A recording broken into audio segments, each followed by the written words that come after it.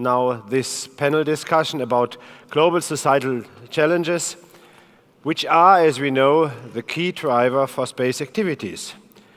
And the question is how to involve the stakeholder.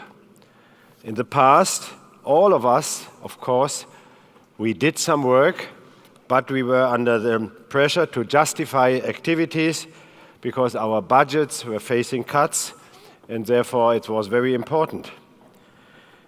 For us, the space community, there is the most unquestionable evidence that contributions of the space sector have changed our lives, the way we see and understand our home planet, and the way we communicate, just to name a few.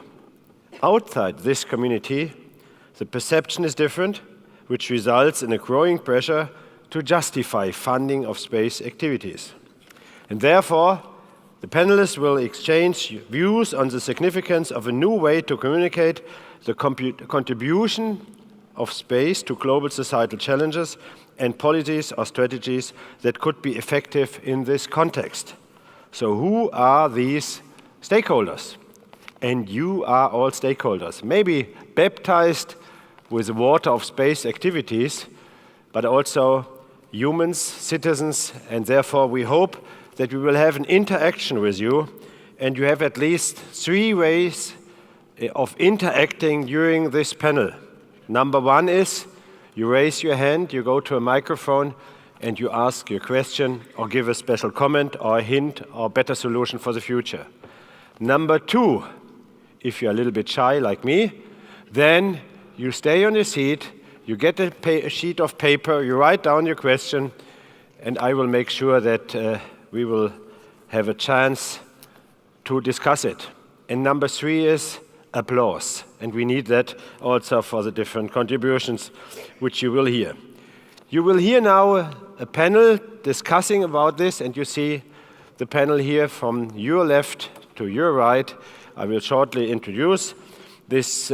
I will just give now the name, and then they will introduce themselves. It's Chiaki Mukai. This is over here. Then we have Susan Chodakewicz. It's okay, Chodakewicz. For me, it's Sue. That's easier. And then we have Pascal Ehrenfreund over here.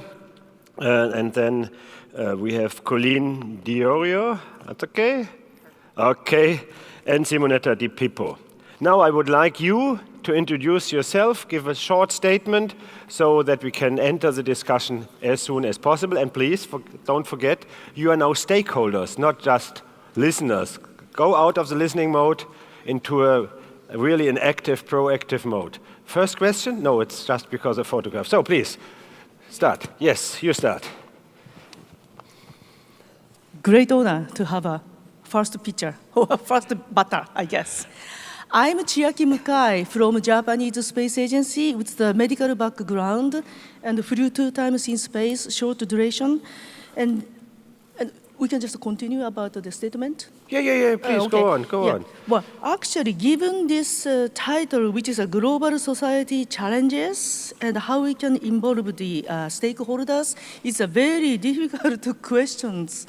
Then, what I come up with was maybe 2 approaches. The first one is a kind of short-term approach. Situation is, if we say global societal challenge, how about to think about the global security? Because Earth is facing a very difficult situation, and we really need a short-term action to solve it or intervene it.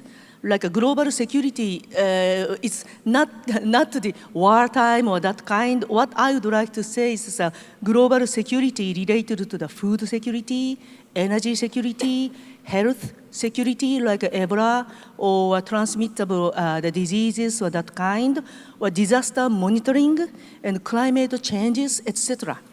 Because the Earth environment is endangered right now, and then we really need to think that the politicians or leaders or stakeholders really need to find out how we can interact this situation. That's a kind of short term. We really need to do that type of approach to solve the global societal the challenge, to approach the global societal challenges. The other one that I have come up with was a little bit long term, which is including education.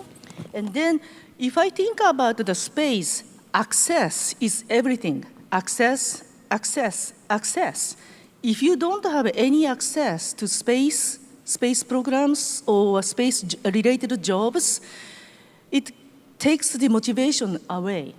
So I would like to say 2 points or considerations to increase the access of space or issue of the access, and to think about the mechanisms about how we can increase the access. So the situation is access is very limited. So talking about this, like access to space itself, very limited. Only 30-something space agencies or space-faring countries have the rocket systems or satellite to be sent, etc. But not the not space-faring countries whose access is very difficult.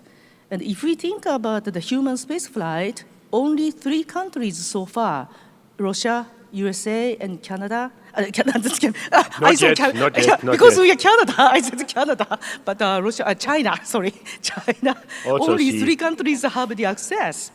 So, of course, in future, commercialized the space flight will give us more opportunity to fly. But access is space access is very limited. So, quite a lot of people need to access, first of all, ground. Still, access is limited.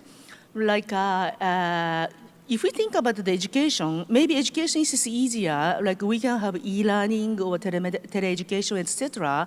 And then after that, when we do some research or development, again, access is very limited. And even if the student think about the jobs, which is related to the space program, then very limited. So we have to increase those opportunities for education, research, development, and job opportunity for all people who are interested in the space program. And also the utilization access, like a utilization includes the facilities. It's onboard facilities like an International Space Station or satellite, and also the ground-based facilities. Again, it is still nationwide, although ESA has the supernation type of collaboration, but access in international the workers is very limited. And then if we think about the utilization of the space products or data, like Earth observation data for the necessary countries to use the pictures, etc., still very limited. So we have to think about the mechanisms. And then quite a lot of things have the different mechanisms that we can promote. But one thing that I just would like to say is, if we think the issue globally, we have to think about a little bit bigger organization like United Nations, which actually oversees international or national situation. So that maybe one of my suggestions is, what if the United Nations have some kind of organization which can give a gateway for the people who cannot access nationally to the individual space program or data use, etc., then the USA or United Nations can give some kind of gate and opportunities for those who want to utilize the space issue. Then I think the stakeholders or everybody would think, wow, space would be useful, accessible. Okay. Then we can increase the stakeholders' interest, I think. Thank you. Thank you. Thank you, Jackson. Short applause, as I said, always. Okay. So it's now Sue, please. Hello. It works. Yeah. Hello? Yeah. Okay, great. Good afternoon, and thank you so much for being here. My name is Sue Chodakowicz, and I'm wearing two hats today, neither of which is technical. First, I am the president of Tetra Tech AMT, an international engineering firm. Second, I'm here as chair of the board of Women in Aerospace, an increasingly international organization focused on the promotion of women in leadership in this aerospace field. So I'm taking a slightly different approach here, and I'll keep my comments very brief. But from my perspective, the topic of this panel is very interesting because it really highlights how inconsistent and fickle the public can be. And so let me start with just a very few statistics to set the stage. According to statistics, and this is based within the United States, but the authors extrapolate based on various calculations that I don't understand and really am not that interested in. So this is the conclusion. There is a huge wow factor associated with space, but the public doesn't want to pay for it or invest in it. Second, that there's actually been relative consistency in the level of support financially, fiscally, that the public is willing to give, except that it only goes down, it never goes up. Third, at least for Americans, NASA is considered one of the most prestigious and best stewards of public funds, yet they don't think they would be able to utilize efficiently an increased budget. And the last point is that there's a general belief that space exploration programs, activities, is quote unquote incredibly expensive, even though once again in the US, the NASA budget is only 0.5% of the government total budget. So the real question I think this panel has, and we all have as stakeholders, is how do we reconcile this dichotomy? How do we instill in the public the passion that seems to underlie everything we talk about today? And how do we get sustained support? So very quickly, let me make a couple of thoughts for future reference. First, most people just cannot relate to space. Again, the general question is, let's fix problems at home. That's the response. Second is, the public does not seem to internalize that space activities and programs really have spin-offs that not only affect technology, but also drive the economy. People are stuck in the tang, right, back into the 60s when people thought that that kind of orange juice was the main benefit of the space program. Last, there is some fear noted in the polls that the notion of the colonization of space really simply reflects the destruction of the human race. So once again, it seems very, very difficult for those of us in this room to be aware of and anticipate some of these, kind of to us strange responses, yet they're very clear. If those challenges weren't enough, let's also just quickly note the following, because in my mind, this challenge confronting us is more generational than anything else. So first, as we know, youth gets their input and their news from the internet, not from conferences, not from TV, not from video, not from ads. So how do we reach them? Second, youth tends to be pretty apolitical across the globe, but they are very cause-based. This should help the space program because of the common ground that it offers both domestically and internationally.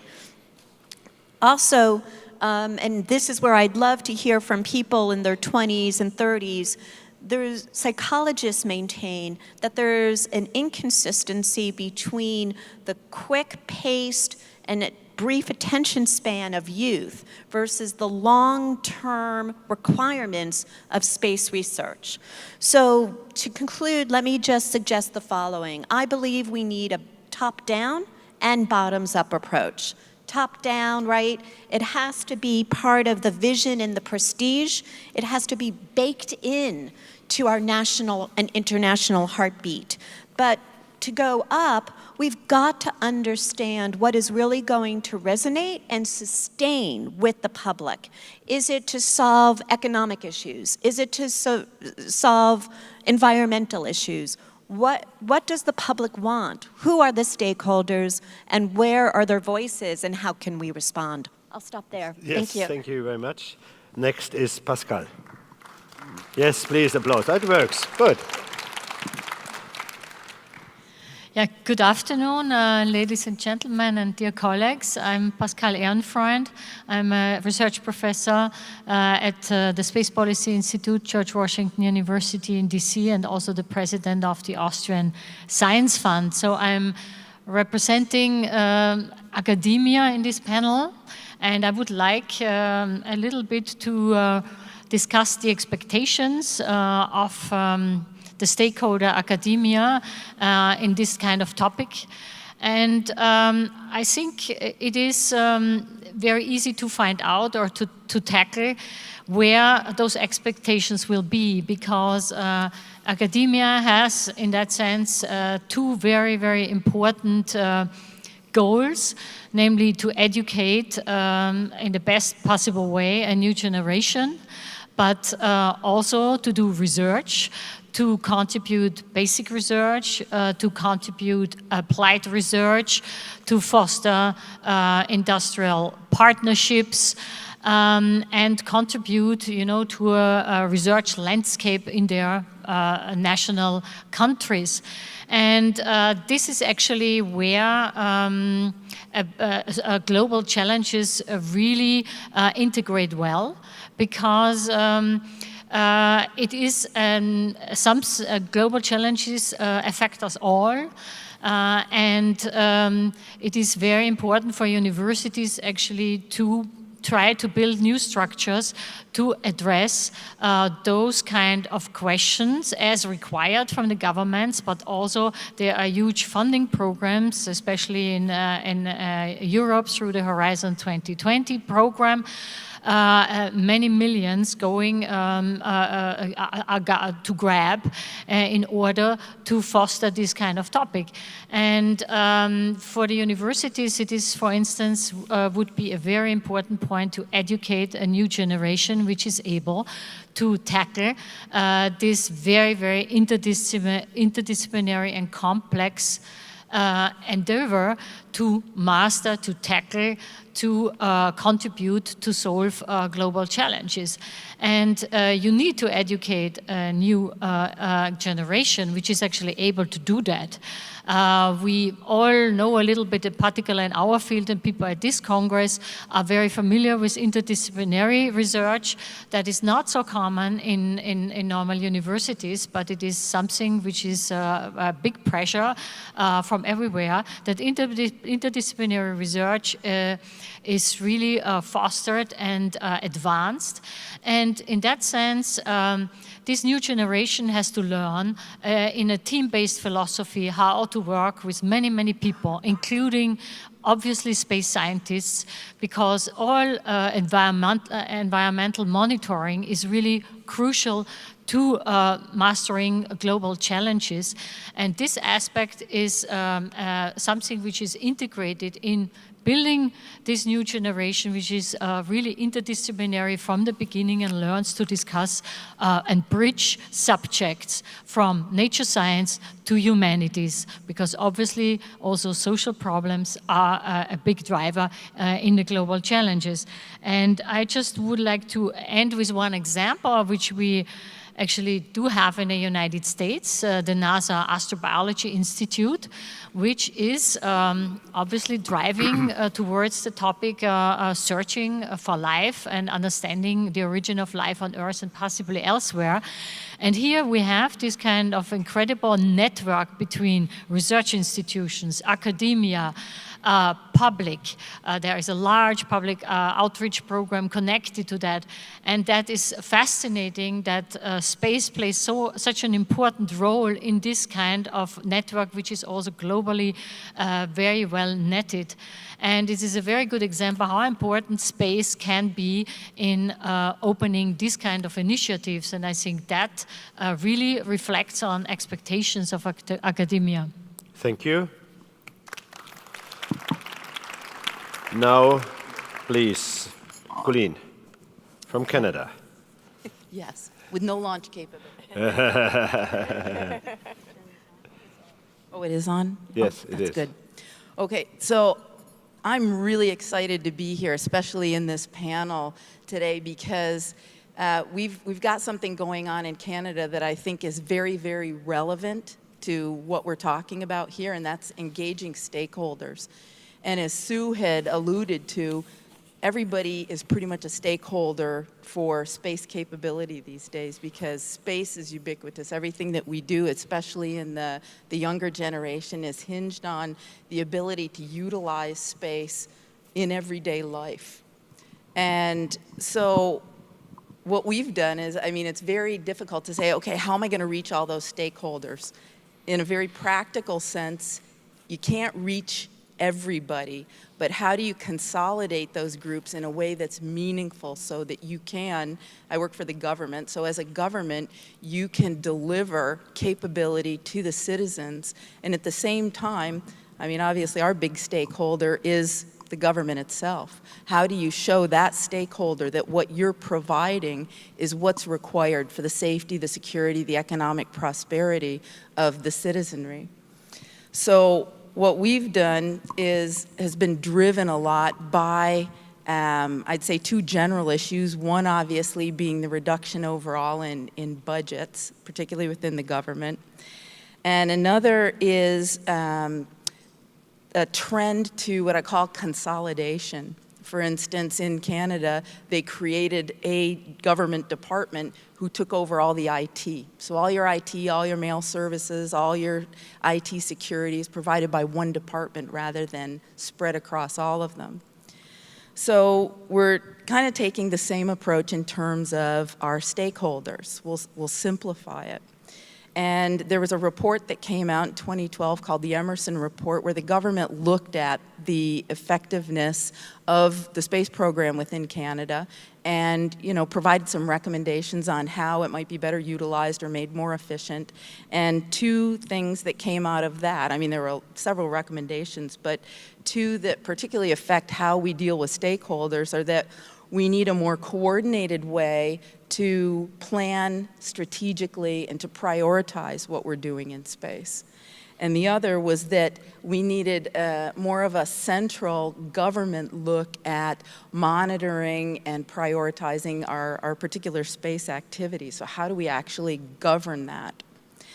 So you may have heard our president talk about the space policy framework, and that really gave us a vision, you know, across all departments as the federal government in terms of areas for action and what we might do. And this was accepted by government, so in a way, you know, our major stakeholder, you know, the taxpayers, through electing this particular platform in government, have said, okay, here are the things that are important to us, and here are the areas that we want to see action from government as a whole in the area of space.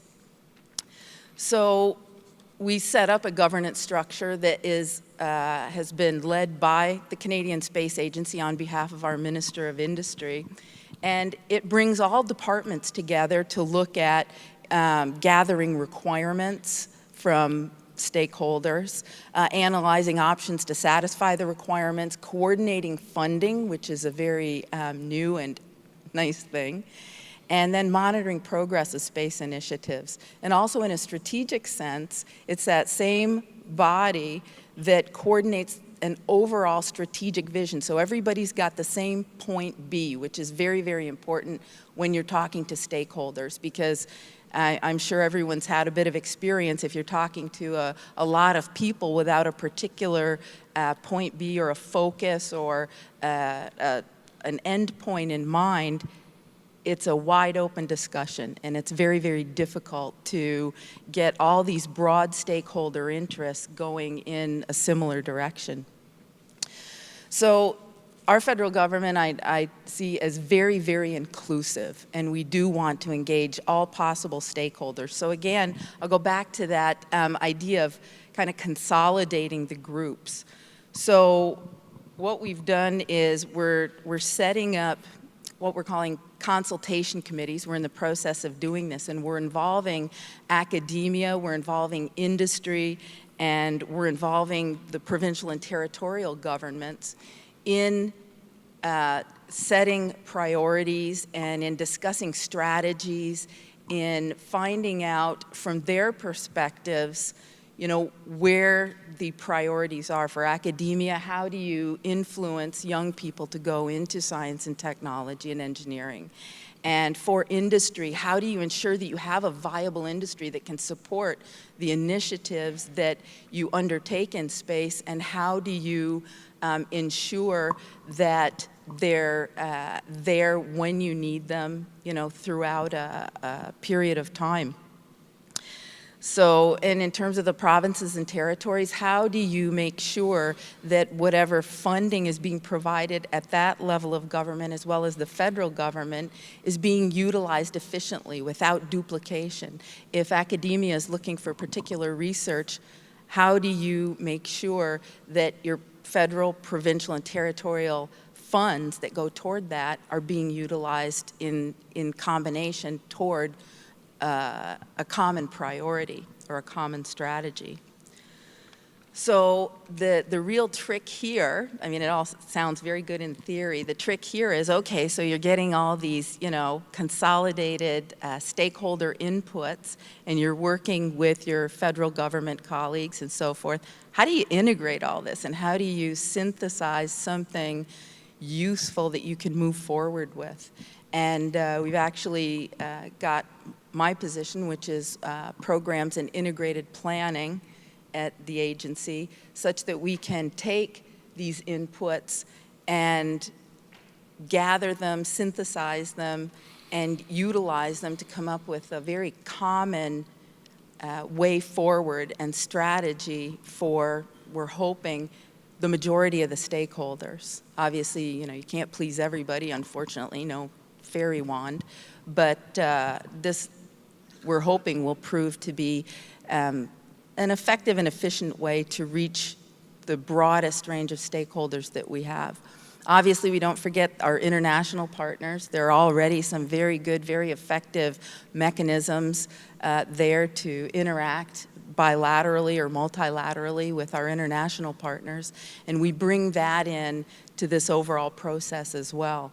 So we're hoping to get some very good progress over the next few years, and hopefully there'll be some lessons learned, and I can come back in a year or two and pass those along. Anyway, Thank you. Thank you. Finally, in this first round, Simonetta. Please, Simonetta. Thank you, Jan. I am Simonetta Di Pippo, the Director for the Office for Outer Space Affairs of the United Nations. And what I would like to mention is that it has been clearly stated that it should be both a bottom-up and top-down approach. Yes, it's true, but let me make an example just to introduce the point. If you use an iPhone for going from point A to point B, Google Maps, whatever, or then you want to know in the morning, you use an app. You know that there is a way through your iPhone to understand where you have to go. Or in the morning you want to know which is the weather. I mean, which kind of dress you need. There's a window. Excuse There's me? a window, no? Yes, but you have an app, and so you can also understand what you have to put in your baggage if you have to stay 1 week on the other side of the ocean, like in this case. Or you want to use a car with this car sharing system, then you use an app, and you know that the car is just downstairs in your building. But how many people using these apps know in the world that this is done thanks to satellite constellations? How many people, individual in the public, knows that this is done thanks to what we have done in the past, developing very interesting, let's say, constellation satellite systems? Well, the point, therefore, is not only that we need both a bottom-up and top-down approach, because in reality, space is in the everyday life of everyone on the Earth, not everyone, but a lot of people on the Earth. And therefore, the problem is how we sell the argument, because we have the argument to sell. We, the ones who, in a way or another, are managers of space programs, how we sell the argument. And the point is, from the United Nations standpoint, that the main concept is that space is a driver for socioeconomic sustainable development, which per se seems just, you know, an official statement, but it means a lot. And it means that we have to develop, if you want, a certain number of pillars under this umbrella in order to push, I would say, the concept of using space as a normal way of doing things in the day-by-day life of each and every one of us.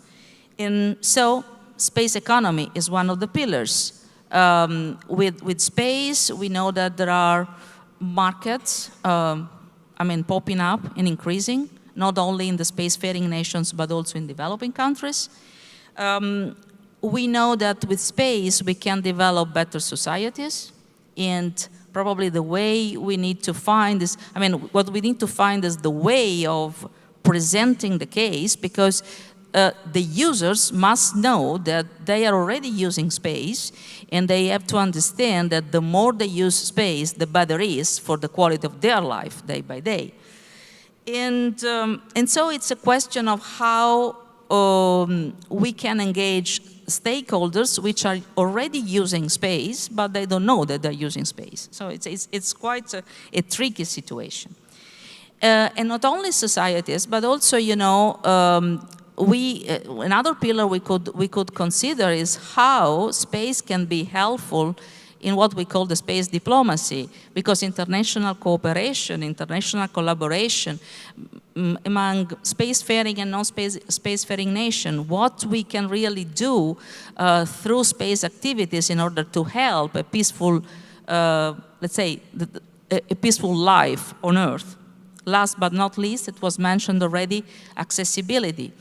The more we have people going in space, the more we have satellites going in space, more and more countries in, let's say, having the abilities, the skills to build satellites, to use space data, the famous data democracy or data accessibility, the more we have, let's say, an increased number of stakeholders supporting the idea of space as a tool for increasing the benefit in the day-by-day life.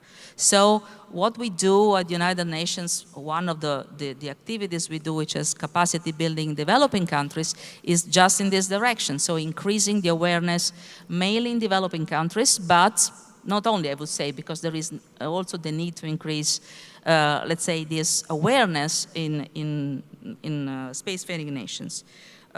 Just to conclude, from our standpoint, the main objective is to try to have space supporting all the main, I would say, goals for the future. So the Millennium Development Goals of the United Nations, which are clearly key topics for the future of humanity. And this has to be done on one side with a joint, I would say, activity between the managers of the space activities and the stakeholders, but also in an international way, trying to increase the awareness and the number of people involved in space, because that's the only way to go. Thank you. And, so, what we now heard was what I would call an analysis phase, starting with the access, with the public perception, with the special expectations of academia, with the diversity of stakeholders, and with the knowledge about space in our daily life. Now, what we would like to discuss now, and we really would like you now to come out of your listening mode to an active mode, we would like to discuss about the questions how to really fill the gap between, yes, I see it. It's difficult for me, but I see it.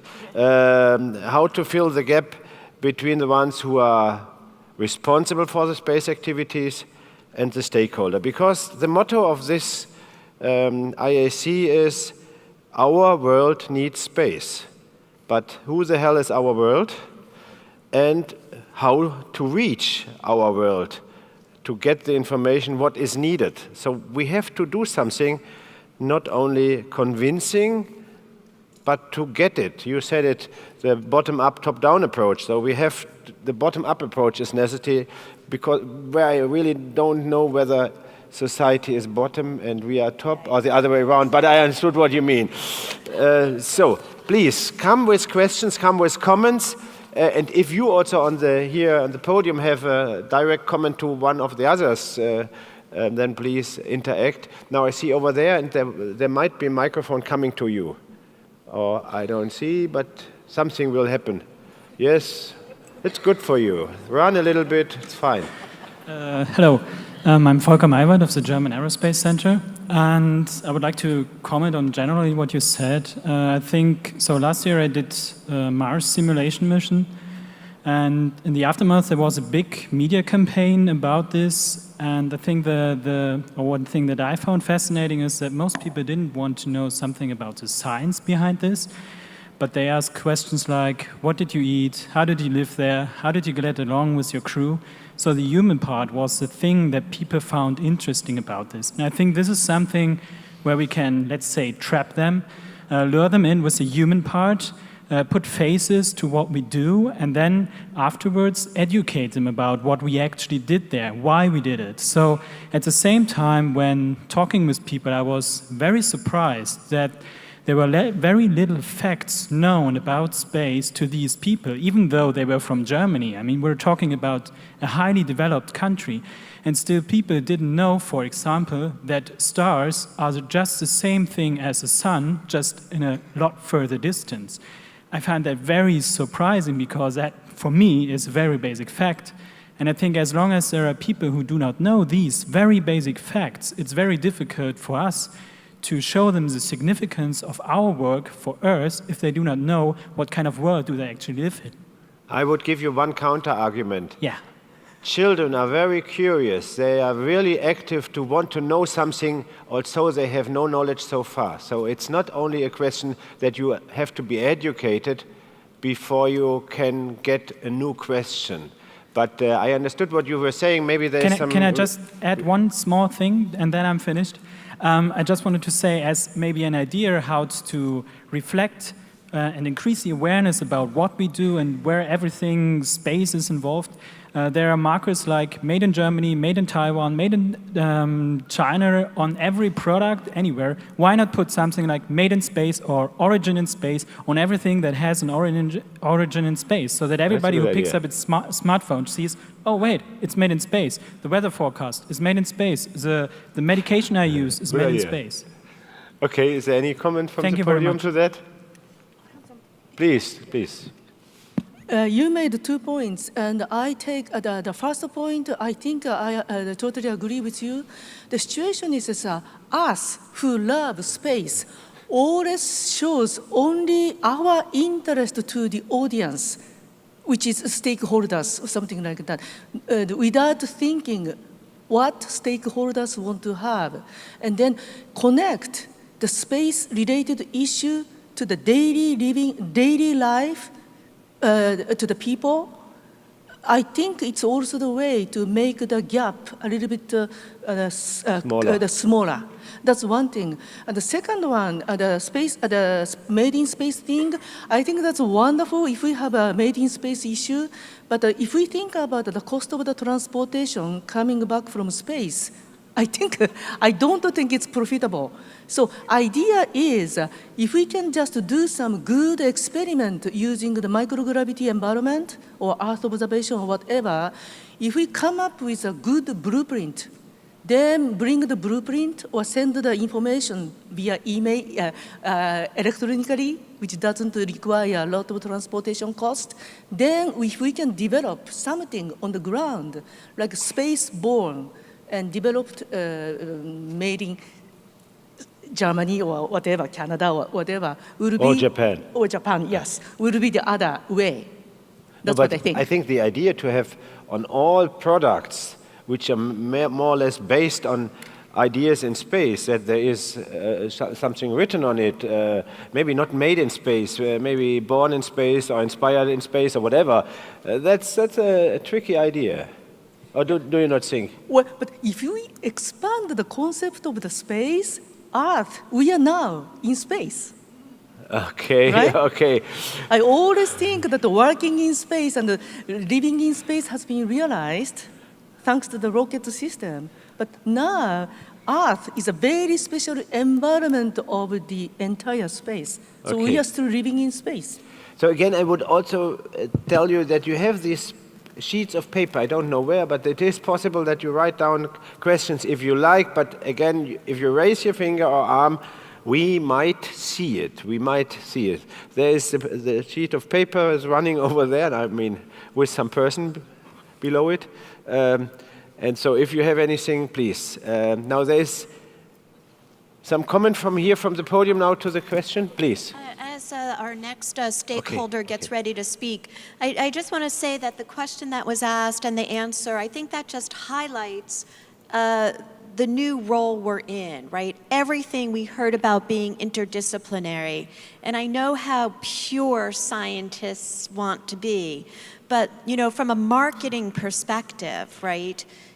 This is now more and more necessary. Steve Jobs had a great quote that said he had plenty of technical experts. He needed a true multi-dimensional team to ensure the concept was born, it was developed, it was implemented, and it's sold. So I think, you know, one of the challenges confronting us today and the next generation is how do you bake in the marketing and business aspect of space, as well as all the front-end science piece of it. Yes. I give you an example, and when we have a question there, when the Mars mission of NASA was implemented, NASA promoted it as MSL, Mars Science Lab, and this acronym. And then a small girl found the name Curiosity, and everybody is talking about Curiosity and not about MSL. So there was a question over there, or comment? Please. So, no, behind you, the lady first. I have to apologize, but she was first. You can go already to the other mic, so then we have a better use of the time. Not in parallel, but one after the other. So please. Well, I'm from the United States, and I did man-on-the-street interviews in Times Square, asking people from all over the world what they thought NASA's budget was. And there was a major perception that we got answers between 10 and 50% of the US federal budget. I know NASA can't advocate outright, but it seems like that disconnect is one of the reasons people think we should keep cutting NASA's budget. What can be done to change that aspect of educating the public? Can you react on that directly? Being the sole individual from the U.S., I guess that's mine. No, she's also Oh, no, Pascal is I'm also. sorry, I apologize. You know, I think this is one of the lifelong questions, right, facing not just the U.S. government, but any government. And unfortunately, what we see, right, is it does become very politicized, and it also becomes both a benefactor and a you know, the negative of a lot of the broader international economic environment. I think that, you know, again, this is the top down. I think the more the public can articulate their desire to invest in areas that are, you know, derived from and related to space, the better it becomes. But the other part of this is that while technically any agency can't advocate, certainly making a case with broad stakeholder appeal is something that all the agencies are trying to get much better at within the US government system for sure. So there is a question from the audience also in this direction. How effective are public programs on providing outreach to the general public? A few universities are planning to put on a Day Without Space program to educate their students, including highlighting all the items that depend on space, even taking them away. So this is one of the proposals. We can discuss about that later. Again, you are asked to give comments, and again, don't forget the main questions, how to involve the stakeholder. So please.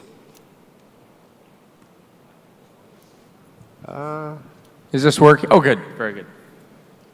So it's wonderful to see that there's a good push towards interdisciplinary collaboration. What I've occasionally seen is that sometimes, though, if you have a lot of different disciplines collaborating, or you're going for a more open innovation type model, you can occasionally get projects that become a little more scattered and unfocused. So I'm curious what you would propose as an organizational framework that allows for all of the benefits of sharing different ideas between disciplines, but also ensuring that you really end up getting the focus to get really meaningful projects done. So, who is Pascal? Please. Yeah, I think this is something which is not only for that topic what we are discussing, it is in general a topic that you try to follow a rather complex innovation chain in that sense. And there you really start with basic research. You try to translate to applied research and further to product and having your market. So I think, as we know, the innovation chain is not linear. It is very, very complex, and there is a lot of feedback. And I think you have to keep a degree of freedom, in particular in curiosity-driven or basic research, because it leads to radical innovation, which you need in order, to go further in your innovation chain. So I think you have to address a problem in that way, that there is enough freedom in order to be innovative, to react to something which was not expected, and then try to harvest these kind of really great ideas, as it is done in many examples, and feed it further, to applied research. That is, I think, a concept which I don't know if it would say that it is less scattered, but this is the way, how an innovation chain works, I would say, sustainable. There is another question from the audience, which I just try to put on what you said. From your experience, how can we encourage a healthy competition and collaboration to advance in space exploration? Because if you're talking about the innovation chain, you have different players, not only one after the other, but also in parallel. So do you have any comment to this question? Pascal, or who would like to answer? I would like to, I would like to tackle all the questions here with a comment. In reality, the point is that sometimes, if we consider the public as the target stakeholder for the moment, which is not the only stakeholder, but just concentrating a little bit on the public, it's true that it was mentioned that when you have a scientific mission or you have a human spaceflight mission where you are astronauts and so on, the kind of questions that you get are mainly questions related to how they live, how they eat, what they do. Usually toilet questions, number one. Yes, or how they sleep. If they talk with the family or not, and this kind of stuff. But very rarely you get questions on the kind of experiments they are conducting on space, which are the, let's say, the spin-off in terms of markets that you can develop with some experiments and some results of the experiments done on board. And if you have curiosity going around on Mars, it's the same. So the public is interested in understanding, did you find an alien there? Did you find a different kind of life in the planet you are exploring? But very rarely you get questions on the technology you have to develop to do that. And the main point, which is the fact that when you have a very challenging scientific mission, you have to develop disruptive technologies sometime, which then have a very interesting medium long-term spin-offs in several fields, is something that we are not communicating, and it's not asked by the public. But isn't that too passive to say we like people to be interested in what we are doing on Mars? Isn't that, I mean, that means we are flying to Mars, and then we hope that the public is interested in what Curiosity is doing over there. Isn't there a possibility to go even a step earlier and say, what are you interested in? Are you interested in space? And what are you interested in? And then there might be some questions. Yeah. What I'm trying to say is that we have to find a compromise point in which, on one side, we explain what is feasible, and on the other side, stakeholders can express what they want to do. But if they don't know what is in principle feasible or could be done with new technologies, it's difficult to find the right, let's say, compromise between the two positions. That's my point. The point is that we need probably to find a way to better communicate what we do, and also but because if the public doesn't know, and also the stakeholders, I mean, the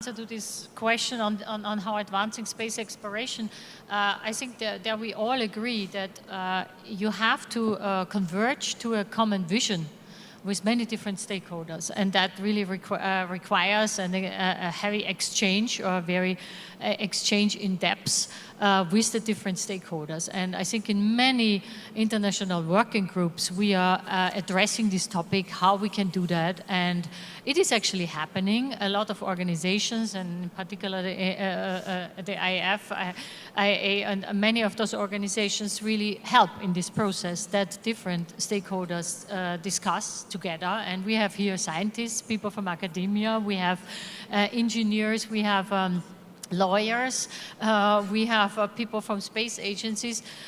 So there is already a very broad basis where this is actually happening. But obviously there must be also a top-down approach and not only bottom-up, where this is stronger linked. And the other is that the public, we have to engage all of them, and in citizen forums, and so how it is actually done in many other subjects as well, and try to really educate them and also make them, I would say, responsible. Enable them, make them, and I would educate, enable them to have. Enable them to be responsible. Okay, I have now 3 questions which I would like to put together and get some answer from you. I mentioned already this idea of a day without space. We heard about born in space, or made in space, inspired by space. Then I have here what would be the stronger evidence and metrics that would indicate the public is understanding then space benefit contributions. And then here's another one from the International Space University. Everybody knows what McDonald's, Coca-Cola, etc. are. I don't know, but anyhow, we know them, the names. A huge part of that is direct advertising on TV, radio, billboards, and so on. Why are those same techniques not being used by space companies in order to achieve wider support from the public? So this question of public activities, PR, maybe Colleen or you. Colleen, you did not say so much right now. I will ask you now. So please, and then you will come. Okay.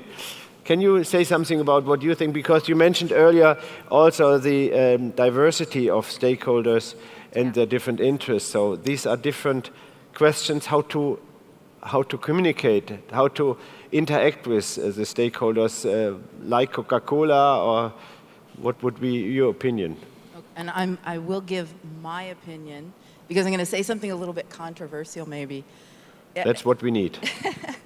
Because I'm going back to being practical, and I'm saying, you know, if the general public really is the stakeholder community, I'm not sure we want them to understand everything about space. And I don't think that it's very practical to expect the public to want to know about what experiments we're doing, or even if they want to know, to be able to understand the answer. So to me, there are the two buckets, and we've kind of talked around it here. There's the part where supply and demand will fund a lot of space that is required for things that people need on a day-to-day basis. They want their cell phone to give them all the apps that are going to allow them to navigate, to talk to their friends.